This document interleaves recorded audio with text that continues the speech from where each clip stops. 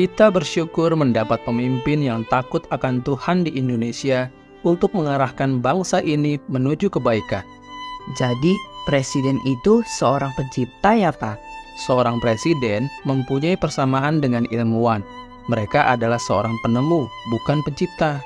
Berarti mereka adalah penemu rahasia Allah dalam alam dan segenap isinya, dan setelah itu dijelaskan atau dikomunikasikan oleh seorang hamba kebenaran. Jadi, apabila seorang raja meletakkan kekuasaannya sebagai pelayan keadilan dan kebenaran Allah, karena mereka taat berada dalam tangan Tuhan yang penuh kasih, maka negara menuju kebaikan. Tepat sekali, karena hari ini kita dibuat kagum bagaimana Yesus yang adalah sumber kebenaran itu sendiri sanggup menjawab pertanyaan dengan tepat. Perhatikan dengan teliti pencipta kebenaran menguraikan. Sumber yang dapat dipercaya. Adik-adik, kita akan meneruskan petualangan kita di dalam kerajaan Allah. Maka mari kita berdoa. Bapa di surga, kami mohon belas kasihan Tuhan, kiranya Engkau menguduskan kami, melayakkan kami, dan memimpin kami, supaya kami boleh belajar akan kebenaran firman Tuhan. Dan tolonglah kami, supaya kami boleh menjadi pelaku firman Tuhan. Dalam nama Tuhan Yesus kami berdoa, amin.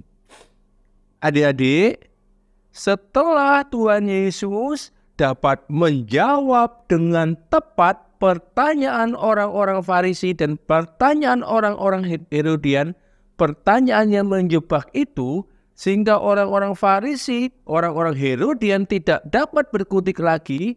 Ternyata masih ada sekelompok orang yang ingin mengajukan pertanyaan kepada Tuhan Yesus.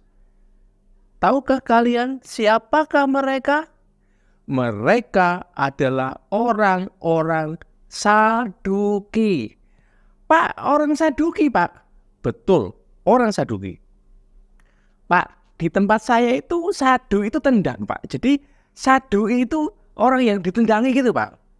Bukan, adik-adik. Ini di Israel. Mereka tidak mengenal istilah sadu.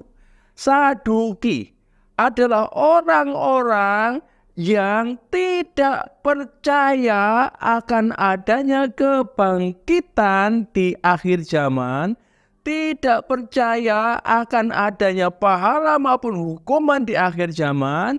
Mereka adalah orang-orang yang tidak percaya adanya dunia roh, dan mereka adalah orang-orang yang mengandalkan pikiran mereka untuk menilai sesuatu itu benar ataupun tidak.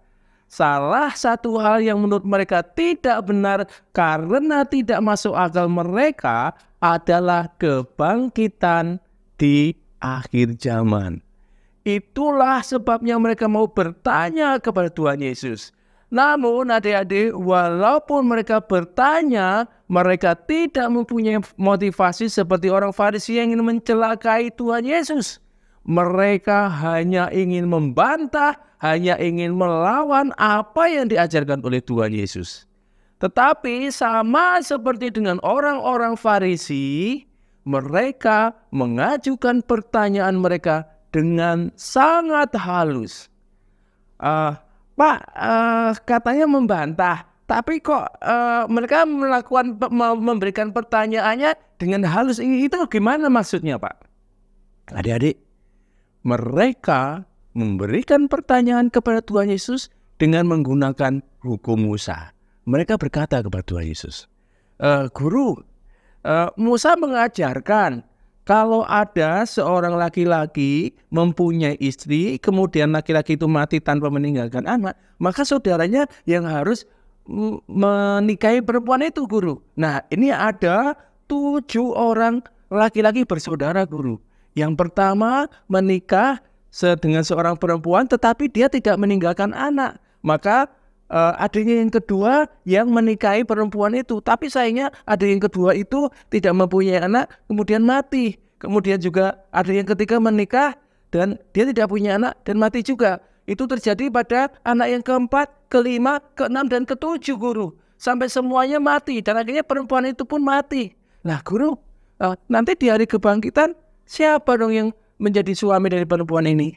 Adik-adik, mereka tidak menunjukkan sebagai orang yang menolak adanya kebangkitan. Tetapi dengan hukum Musa, mereka ingin sebenarnya mengolok-olok, mengejek apa yang diajarkan tentang hari kebangkitan itu. Mereka akan berkata, tuh bingung kan? Coba nanti hari kebangkitan. Siapa yang jadi suami dari perempuan itu? Bingung kan? Gak masuk akal kebangkitan itu. Itu yang ingin mereka katakan. Jadi, apakah yang menjadi jawaban Tuhan Yesus untuk mereka? Tuhan Yesus berkata kepada mereka, kamu sesat. Karena kamu tidak mengerti isi kitab suci dan kamu tidak mengenal kuasa Allah. Di hari kebangkitan, orang tidak akan menikah lagi, tetapi mereka akan hidup seperti malaikat di surga. Tidakkah kamu baca di dalam kitab suci bahwa Tuhan itu disebut sebagai Allah Abraham, Allah Ishak, dan Allah Yakub? Dia adalah Allah orang yang hidup, bukan Allah orang yang mati. Adik-adik, Tuhan Yesus langsung menegur mereka sebagai orang-orang yang sesat. Mengapa? Pertama, karena mereka tidak mengerti isi kitab suci. Loh, Pak, apa mereka itu tidak baca kitab suci, Pak? Adik-adik, tentulah mereka membaca kitab suci.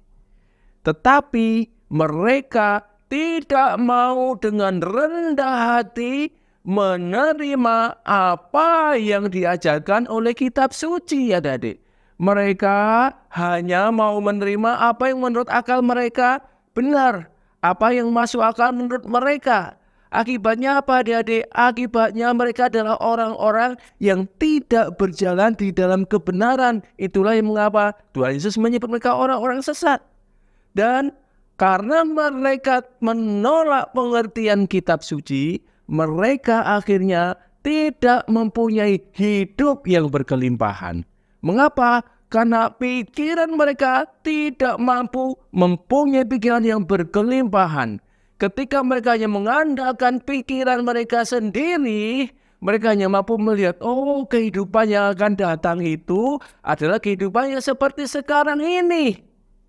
Orang menikah, orang punya anak, orang makan, orang minum, itu bayangan mereka. Mereka tidak mampu memikirkan bahwa ketika kebangkitan terjadi, orang akan hidup seperti malaikat. Mereka tidak mampu memikirkan itu. Ketika mereka tidak mempunyai kelimpahan di dalam berpikir, maka hidup mereka pun juga bukanlah hidup yang berkelimpahan.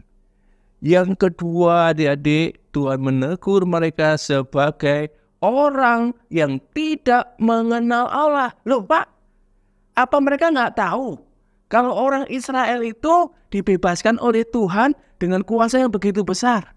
Adik-adik, tentu mereka tahu. Nah, jadi begitu, kalau begitu apa yang dimaksud dengan mereka tidak mengenal kuasa Allah, Pak? Mereka tidak mengenal kuasa Allah artinya mereka tidak mengalami kuasa Allah dinyatakan dalam kehidupan mereka. Mereka tidak mempunyai pengalaman kuasa Allah menyertai mereka. Mengapa? Karena mereka membatasi diri mereka dengan pikiran mereka sendiri, adik-adik. Mereka hanya ingin tahu apa yang mereka anggap benar. Sedangkan apa yang dinyatakan oleh Tuhan dengan kuasa yang mereka tolak. Mereka tidak mampu berpikir bahwa kebangkitan orang mati itu mungkin terjadi karena Allah yang memberikan pemulihan kepada orang-orang yang telah mati itu. Bahwa Allah sanggup membangkitkan mereka. Adik-adik, tahukah kalian mengapa mereka menjadi orang-orang yang tidak mengerti kitab suci? Mengapa mereka menjadi orang-orang yang tidak mengenal Allah? Karena sebenarnya mereka tidak mau menerima kerajaan anugerah yang Tuhan Yesus beritakan untuk mereka. Mereka menolak raja anugerah itu. Mereka menolak Yesus Kristus berkuasa dalam hati mereka. Sehingga mereka menjadi orang-orang yang bebal. Sehingga mereka menjadi orang-orang yang tidak dapat mengalami kuasa Allah dinyatakan dalam hidup mereka. Adik-adik, apakah kalian merindukan mempunyai pengertian akan kebenaran firman Tuhan? Apakah kalian merindukan kuasa Allah dinyatakan dalam hidup kalian, pertama-tama kita harus membuka hati kita agar Kristus Tuhan menjadi Raja, menjadi Allah yang berdaulat dalam hidup kita. Dan dari sana nanti kita akan dituntun sedikit demi sedikit untuk mengerti firman Tuhan. Dari sana kita akan dituntun sedikit demi sedikit untuk menjadi orang-orang yang hidup di dalam kebenaran firman Tuhan. Adik-adik, kita hanya akan mempunyai hidup yang berkelimpahan jika Kristus Yesus Tuhan itu menjadi Raja dan berdaulat di dalam hidup kita. Kiranya petualangan kita kali ini boleh menjadi berkat untuk kita semua. Amin. Mari kita berdoa. Kami bersyukur, kami berterima kasih, kami boleh kembali belajar akan firman Tuhan yang mengingatkan kami bahwa ada kelimpahan hidup di dalam Tuhan Yesus Kristus.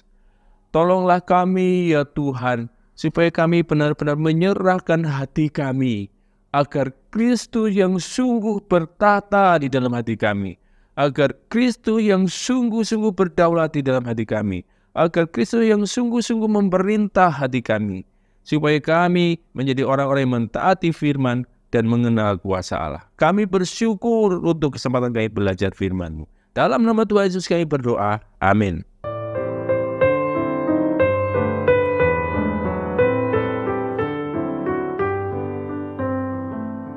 Berham punya banyak pertanyaan. Apakah teman-teman juga sama seperti Berham? Ketika kita belajar firman-Nya dengan cermat, pasti ada pertanyaan yang perlu dijawab. Tapi kalau orang Farisi dan Saduki bertanya, motivasinya untuk menjatuhkan.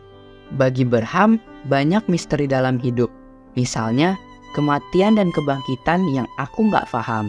Jadi, marilah kita berdoa agar dijauhkan dari pemikiran yang jahat tentang Allah dan orang lain. Walau kita belum paham seutuhnya tentang doktrin kebangkitan orang mati, tapi kita mau beriman sesuai yang dikatakan Alkitab bahwa ada kebangkitan orang mati. Itu sikap yang bijaksana, sambil terus merenungkan bagian Alkitab selanjutnya dari Markus 12 ayat 28 sampai 34. Semangat ya anak-anak!